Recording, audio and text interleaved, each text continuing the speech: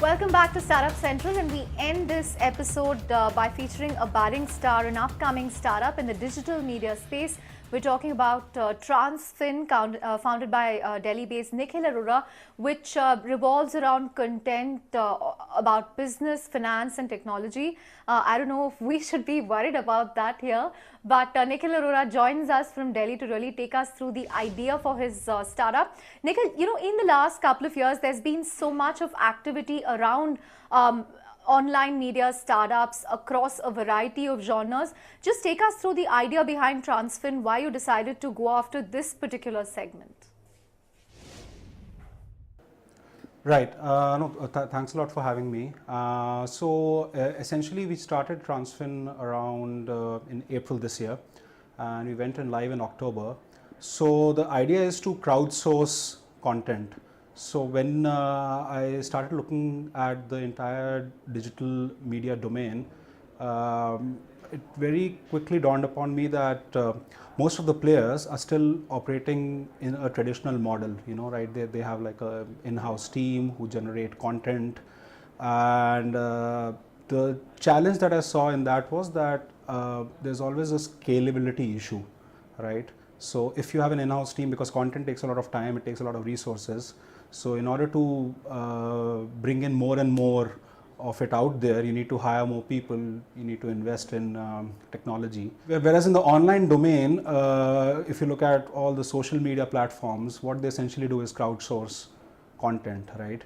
So, but the difference is that they publish everything that they get instantly. So there is no element of credibility there. So in Transfin, I wanted to bridge the gap between scalability and quality. And so that's why we crowdsource content from our users, but we don't publish it instantly. We go through an editorial cycle within our team and then approve whatever we receive and publish it. So that way whatever content comes out there is backed up.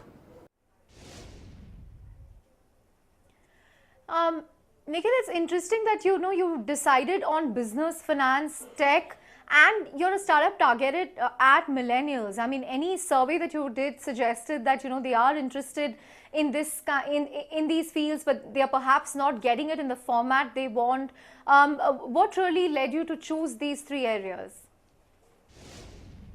I think when you look at politics and entertainment and lifestyle, those are fairly crowded spaces. And business, economy and finance and tech are fairly niche areas where I think there is a lot of scope for thoughtful content to come out there. And secondly, when it comes to content, it's not just about the subject matter, it's also a lot about the formats that you use, in the sense that like we try to do multi-format, in the sense that we look at long form, we look at short form, we look at videos, we look at GIFs, animations. And I think those are areas which can be explored much more. And the advantage of looking at business audiences that they generally are difficult to please, but they are very sticky once they like what they see. The one word that we have to ask startups again and again is monetization. It's particularly different in the media business. A few have experimented with subscription, but I'm not sure what the scale-up opportunity there is. So how do you plan to monetize this going forward, traditional, non-traditional ways? Take us through your own thoughts about that.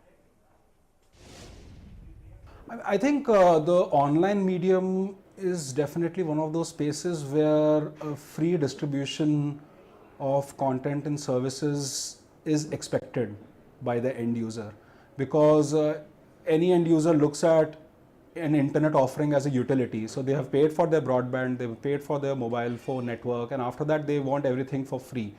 So I think subscription based model, and pretty much all the players are realizing that purely depending on that just does not work beyond the limit.